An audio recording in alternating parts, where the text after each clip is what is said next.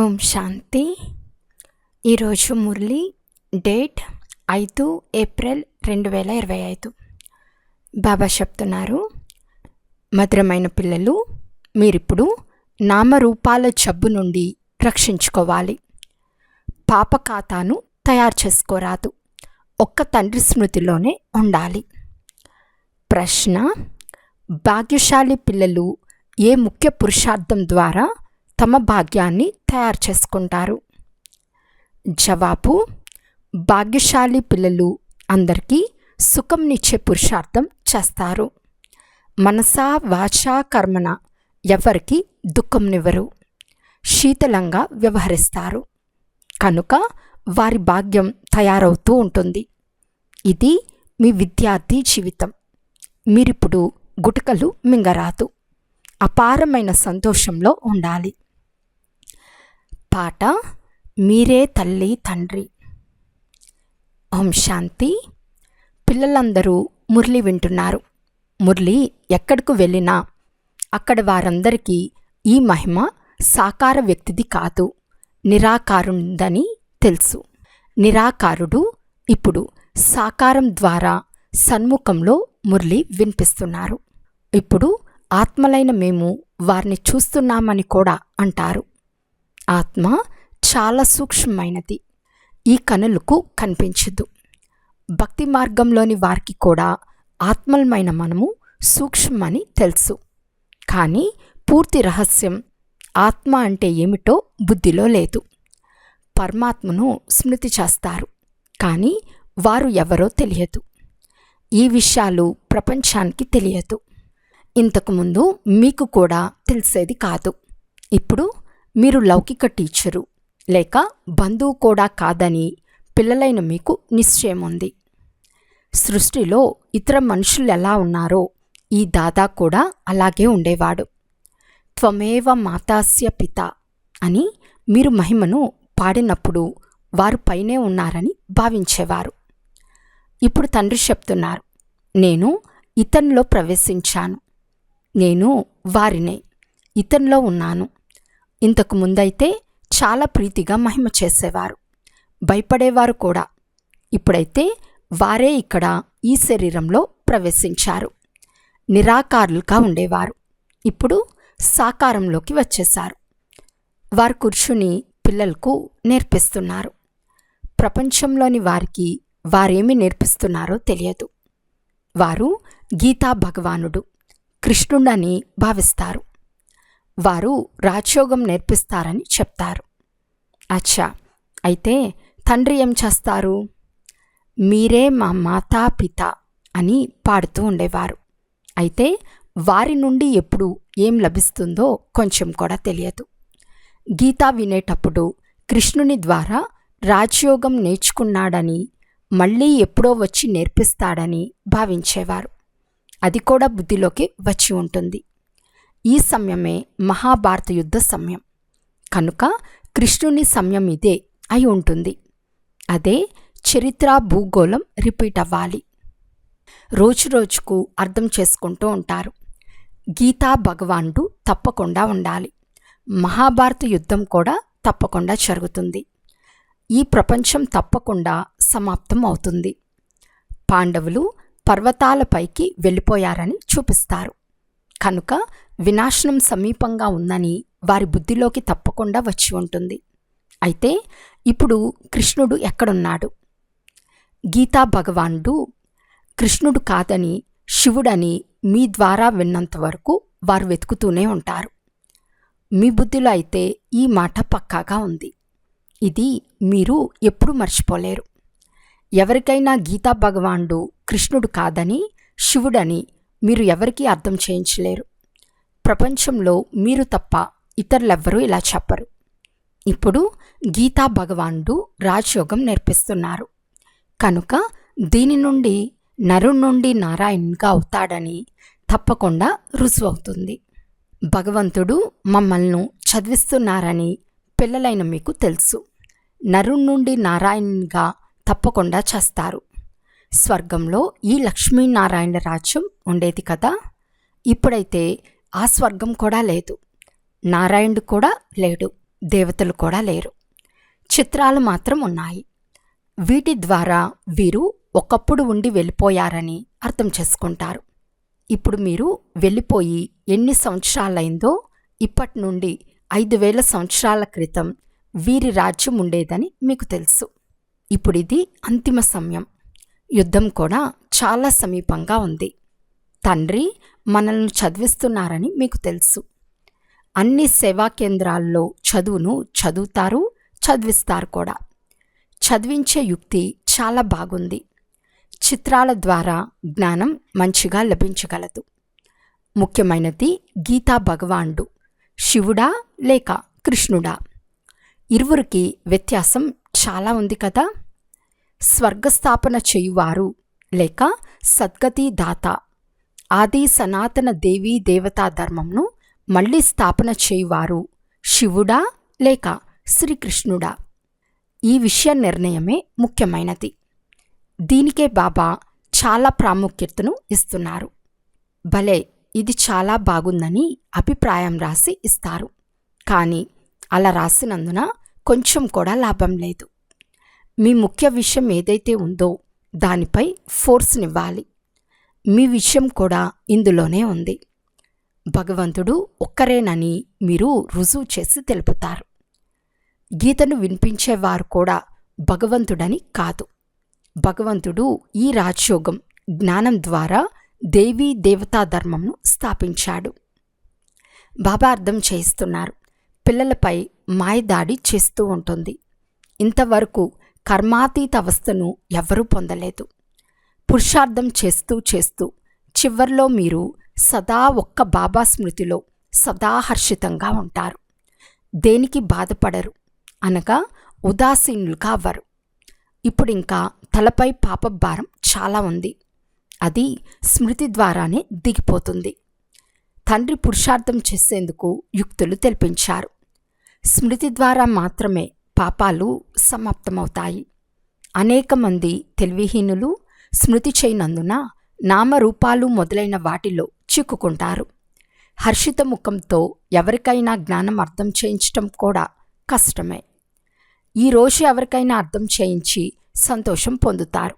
రేపు ఏదైనా ఆటంకం వస్తే ఆ ఖుషి మాయమైపోతుంది. ఇది మాయ చేసే దాడి అని అర్థం చేసుకోవాలి. కనుక పురుషార్థం చేసి తండ్రిని స్మృతి చేయాలి. ఏడవటం, బాధతో బాదుకోవటం, దిగులు చెందటం మొదలైనవి చేయరాదు. అలా చేస్తే మాయ పాదరక్షతో కొడుతూ ఉంది అని అర్థం చేసుకోవాలి. కనుక పురుషార్థం చేసి తండ్రిని స్మృతి చేయాలి. తండ్రి స్మృతి వలన చాలా ఖుషి అంటే సంతోషం కలుగుతుంది. వెంటనే వారి నోటి నుండి పతిత పావనులైన తండ్రి నన్ను స్మృతి చేయమని చెప్తున్నారని వెలువడుతుంది. మనుషులై ఉండి తండ్రిని తెలుసుకోకుంటే జంతువుల కంటే హీనం కదా. గీతలో కృష్ణుని పేరు రాసేశారు. గీతా భగవానుడు శివబాబా. వారసత్వంనిచ్చేది వారే. వారు ముక్తి జీవన్ముక్తి దాత. ఈ విషయాలు ఇతర ధర్మాల వారి బుద్ధిలో కూర్చోవు. వారంతా లెక్కాచారం చుక్తూ చేసుకుని వాపస్ వెళ్ళిపోతారు. చివర్లో కొద్దిగా పరిచయం లభిస్తుంది. అయినా వారి ధర్మంలోకే వెళ్ళిపోతారు. మీరు దేవతలుగా ఉండేవారని, ఇప్పుడు తండ్రిని స్మృతి చేస్తే మళ్ళీ దేవతలుగా అవుతారని, వికర్మలు వినాశనం అయిపోతాయని తండ్రి అర్థం చేస్తున్నారు. ఇంత చెప్తున్నా ఉల్టా సుల్టా పనులు చేస్తూ ఉంటారు. ఈరోజు మన స్థితి వాడిపోయి ఉదాసీనంగా ఉంది. ఎందుకంటే తండ్రిని స్మృతి చేయటం లేదు. స్మృతి చేయకుంటే తప్పకుండా వాడిపోతారు. ఇది శవాల ప్రపంచం. అందరూ మరణించే ఉన్నారు. మీరు తండ్రికి చెందిన వారిగా అయితే తండ్రి ఆజ్ఞ, నన్ను స్మృతి చేస్తే వికర్మలు వినాశనమవుతాయి. ఈ శరీరమేమో పాత తమో ప్రధానమైనది. చివరి వరకు ఏదో ఒకటి వస్తూ ఉంటుంది. ఎంతవరకు తండ్రి స్మృతిలో ఉండి కర్మాతీత స్థితిని చేరుకోరో అంతవరకు మాయ కదిలిస్తూనే ఉంటుంది. ఎవరినీ వదిలిపెట్టదు. మాయ ఎలా ఎదురు దెబ్బ తీస్తుందో చెక్ చేసుకుంటూ ఉండాలి. మనల్ని భగవంతుడు చదివిస్తున్నారని ఎందుకు మర్చిపోవాలి? ఆత్మ చెప్తుంది, ఆ తండ్రి మా ప్రాణం కంటే ప్రియమైనవారు. అటువంటి తండ్రిని మీరెందుకు మర్చిపోతారు? దానం చేసేందుకు తండ్రి జ్ఞానదానంను ఇస్తారు. ప్రదర్శనలో, మేళాలో మీరు చాలామందికి దానం ఇవ్వగలరు. మీ అంతటకు మీరే ఆసక్తితో పెరిగెత్తి వెళ్ళాలి. ఇప్పుడు ఇంకా అక్కడికి వెళ్ళి అర్థం చేయించమని బాబా చెప్పవలసి వస్తుంది. వారిలో కూడా బాగా అర్థం చేసుకున్నవారు ఉండాలి. దేహాభిమానులు బాణం తగలనే తగలదు. కత్తులు కూడా అనేక రకాలు ఉంటాయి కదా. మీ యోగ ఖడ్గం కూడా చాలా పొదునుగా ఉండాలి. సేవ చేయాలని, అనేక మందికి కళ్యాణం చేయాలని ఉత్సాహం ఉండాలి. చివర్లో తండ్రి తప్ప ఇతరులెవ్వరూ గుర్తురానంతగా తండ్రి స్మృతి చేసే అభ్యాసం ఉండాలి. అప్పుడే మీరు రాచ పదవి పొందుతారు. అంతిమ కాలంలో తండ్రిని, నారాయణుని స్మృతి చేయాలి. కానీ మాయ తక్కువైందైతే కాదు. అనేక మంది కచ్చాగా మిగిలిపోతారు. ఎవరి నామరూపాల్లోనైనా చిక్కుకుంటే చెడు కర్మల ఖాతా తయారవుతుంది. పరస్పరము గుప్తంగా ఉత్తరాలు రాసుకుంటారు. దేహదారులపై ప్రేమ ఏర్పడితే చెడు కర్మల ఖాతా తయారవుతుంది. బాబా వద్దకు అందరి సమాచారాలు వస్తాయి. చెడు కర్మలు చేసిన తర్వాత బాబా జరిగిపోయిందని చెప్పారు. అరే, చెడు ఖాతా తయారైపోయింది కదా. ఈ శరీరం అయితే మురికిది, దానిని మీరెందుకు స్మృతి చేస్తారు? తండ్రి చెప్తున్నారు, నన్ను స్మృతి చేస్తే సదా సంతోషంగా ఉంటారు. ఈరోజు సంతోషంగా ఉంటారు, రేపు మళ్ళీ శవంగా అవుతారు. జన్మ జన్మాంతరాలుగా నామరూపాల్లో చిక్కుకుంటూ వచ్చారు కదా. స్వర్గంలో నామరూపాల ఈ జబ్బు ఉండనే ఉండదు. అక్కడ మోహాజీత్ కుటుంబాలు ఉంటాయి. మనము ఆత్మలము, శరీరాలు కాదని వారికి తెలుసు. అది ఆత్మాభిమానుల ప్రపంచం, ఇది దేహాభిమానుల ప్రపంచం. అర్ధకల్పం మీరు దేహీ అభిమానులుగా అవుతారు. ఇప్పుడు దేహాభిమానం వదలమని తండ్రి చెప్తున్నారు. దేహీ అభిమానులుగా అయినందున చాలా మధురంగా, శీతలంగా అవుతారు. తండ్రి స్మృతిని మర్చిపోవద్దని చెప్పి పురుషార్థం చేయించేవారు చాలా కొద్ది మందే ఉన్నారు. తండ్రి ఆజ్ఞాపిస్తున్నారు, నన్ను స్మృతి చేయండి, చాట్ పెట్టండి. కానీ మాయ చాటు కూడా పెట్టనివ్వదు. ఇటువంటి మధురమైన తండ్రిని ఎంతగా స్మృతి చేయాలి? వీరు పతులకు పతి, తండ్రులకు తండ్రి కదా. తండ్రిని స్మృతి చేసి ఇతరులను కూడా తమ సమానంగా తయారు చేసే పురుషార్థం చేయాలి. ఇందులో చాలా అభిరుచి ఉండాలి. సేవాదారి పిల్లలనైతే తండ్రి ఉద్యోగం నుండి విడుదల చేయిస్తారు. పరిస్థితులు చూసి ఇప్పుడు ఈ వ్యాపారంలో లగ్నం అవ్వమని చెప్తారు. లక్ష్యం మీ ముందే ఉంది. భక్తి మార్గంలో కూడా చిత్రాల ముందు స్మృతిలో కూర్చుంటారు కదా. మీరు కేవలం స్వయాన్ని ఆత్మగా భావించి పరమాత్మ అయిన తండ్రిని స్మృతి చేయాలి. విచిత్రులై విచిత్రమైన తండ్రిని స్మృతి చేయాలి. ఇదే కష్టం. విశ్వానికి అధికారులు కావటం పిన్నమ్మ ఇల్లు కాదు. తండ్రి చెప్తున్నారు, నేను విశ్వానికి యజమానిగా అవ్వను, మిమ్మల్ని చేస్తాను. అందుకొరకు ఇంత తలబాదుకోవలసి వస్తుంది. సుపుత్రులకైతే అదే చింత ఉంటుంది. సెలవు తీసుకుని అయినా సేవలో లగ్నం అవ్వాలి. చాలామంది పిల్లలకు బంధనాలు కూడా ఉన్నాయి, మోహం కూడా ఉంటుంది. మీ జబ్బులన్నీ బయటపడతాయని తండ్రి చెప్తున్నారు. మీరు తండ్రిని స్మృతి చేస్తూ ఉండండి. మాయ మిమ్మల్ని తొలగించేందుకు ప్రయత్నిస్తుంది. ముఖ్యమైనది స్మృతియే. రచయిత రచనల ఆది మధ్యాంతాల జ్ఞానం లభించింది. ఇంకేం కావాలి? భాగ్యశాలి పిల్లలు అందరికీ సుఖంనిచ్చే పురుషార్థం చేస్తారు. మనసా వాచా కర్మన ఎవ్వరికీ దుఃఖంనివ్వరు. శీతలంగా అయి శాంతిగా వ్యవహరిస్తూ ఉంటే భాగ్యం తయారవుతూ ఉంటుంది. ఇంతగా చెప్తున్నా అర్థం చేసుకోకుంటే వారి భాగ్యంలో లేదని భావించబడుతుంది. అదృష్టంలో ఉన్నవారు శ్రద్ధగా వింటారు. ఏమేం చేస్తూ ఉండినారో అనుభవాలు కూడా వినిపిస్తారు కదా.